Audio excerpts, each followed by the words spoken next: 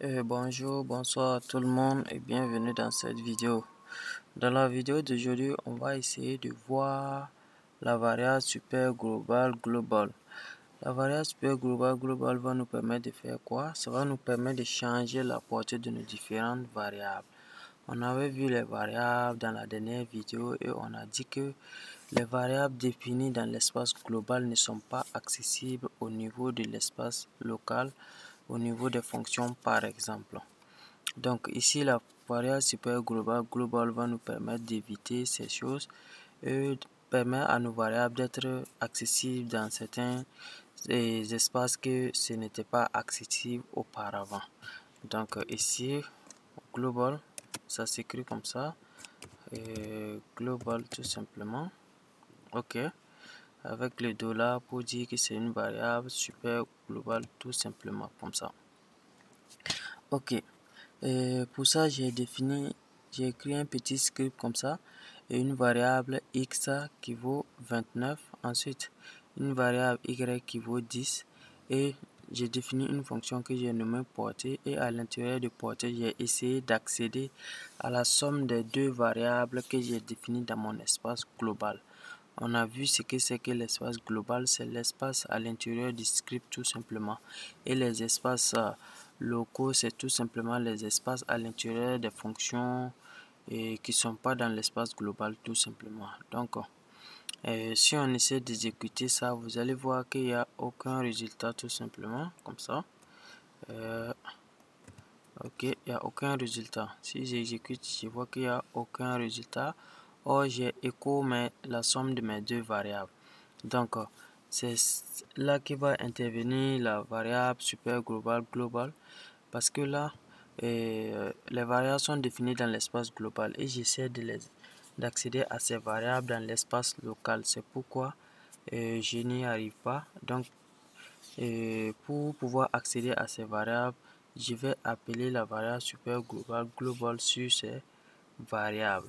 Donc, pour ce faire, je fasse ces deux là d'abord, comme ça, et je vais écrire d'abord ma variable super global.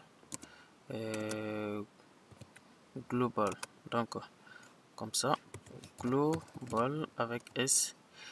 Et comme on utilise global, à l'intérieur, on met comme ça. Et à l'intérieur, on met le nom de la variable sans les dollars. Donc ici, je vais mettre X tout simplement. Et je fais la même chose maintenant puisque je vais accéder à l'addition. Donc je fais plus comme ça. Et je vais ajouter global encore pour parler de Y également. Donc comme ça. Et Y sans également les dollars. Le signe dollar. Donc quand j'enregistre maintenant et je viens dans mon navigateur et rien toujours, je sais pas qu'est-ce qui se passe. Ah ok, je vois, je n'ai pas appelé la fonction juste en bas ici, donc même pour l'autre je n'ai pas appelé, donc on va revenir sur l'autre aussi pour vraiment vérifier que ça donnait pas, parce que j'avais tout simplement oublié d'appeler ma fonction et j'essayais juste de faire ce qui n'est pas faisable.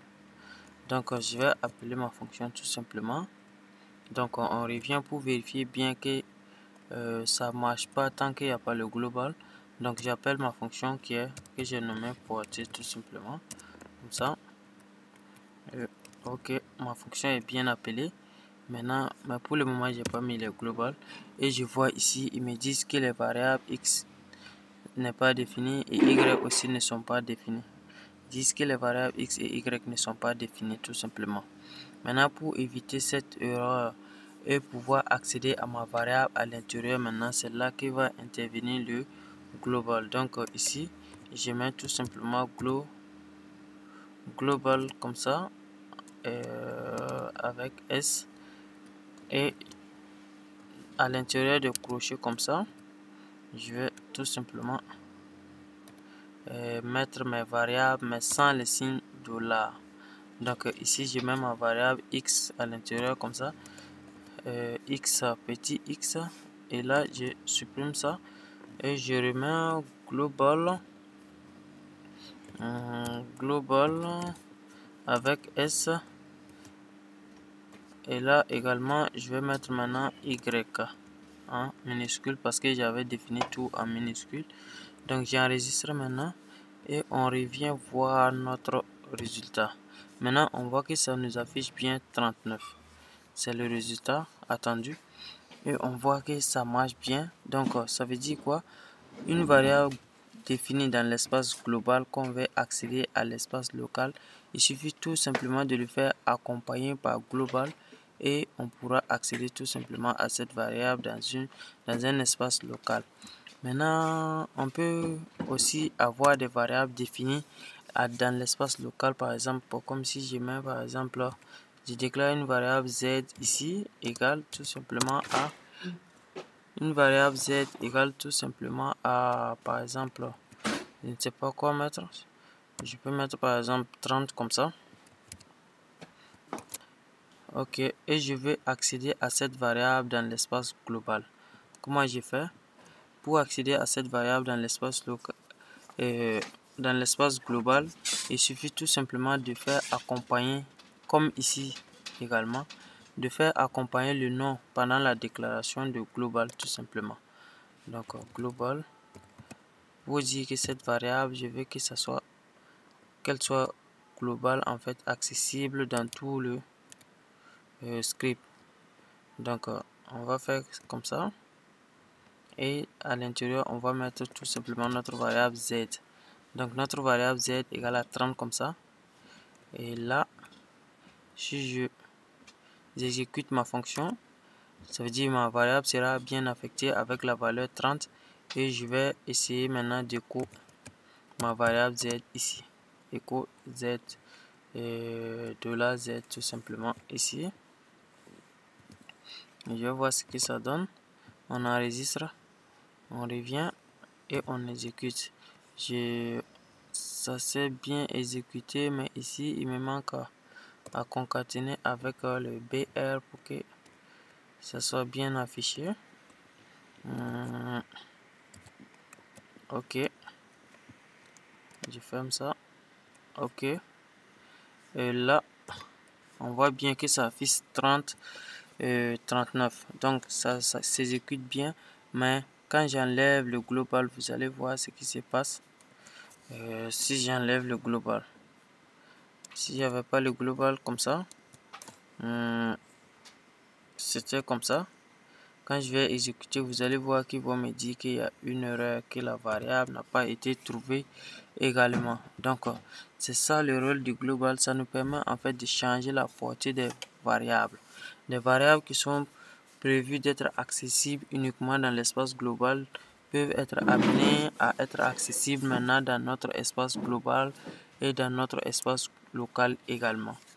Donc c'est ça le rôle de cette variable super globale qu'on a vu ensemble. Maintenant il y a d'autres variables super globales comme par exemple serveur, $serveur, là je remets à sa place. Ok, comme $serveur qui s'écrit comme ça underscore et serveur et en majuscule, tout en majuscule.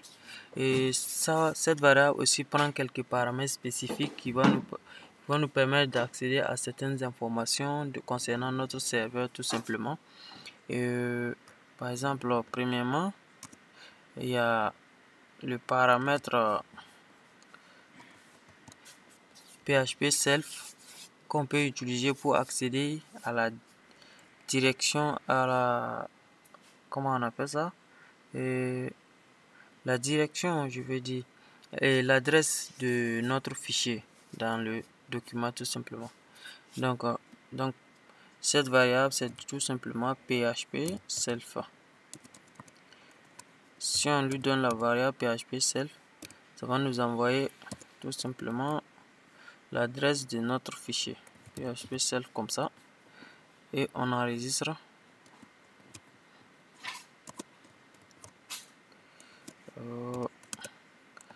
J'enregistre comme ça. Maintenant quand je reviens, j'ai pas écho. Donc si je mets écho tout simplement comme ça, je vais copier cela pour coller là. Maintenant si je viens, j'exécute, je vois bien que ça affiche slash et firstapp.php. Donc ça affiche tout simplement l'adresse en commençant au niveau de notre fichier htdoc tout simplement.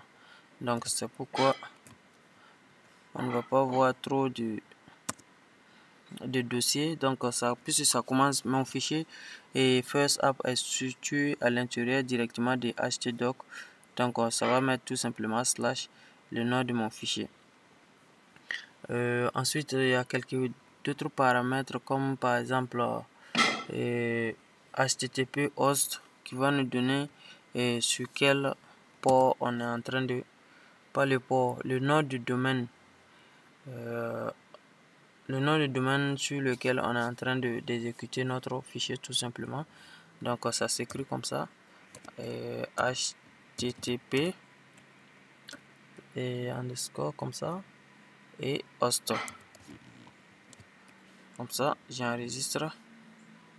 Là si je viens, vous allez voir, et ça m'affiche tout simplement localhost qui est notre nom de domaine ici. Et il y a d'autres paramètres comme ça, n'hésitez pas à vous informer un peu là-dessus pour votre culture générale tout simplement.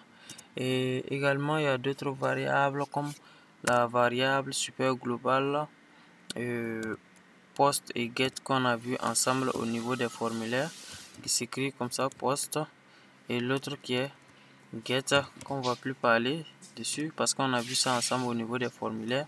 Ça nous permet de récupérer les données envoyées par get, et l'autre nous permet tout simplement de récupérer les données envoyées par post. C'est un peu ça, juste quelques variables globales pour que vous ayez une idée de c'est quoi les variables globales si un jour on venait à vous poser la question.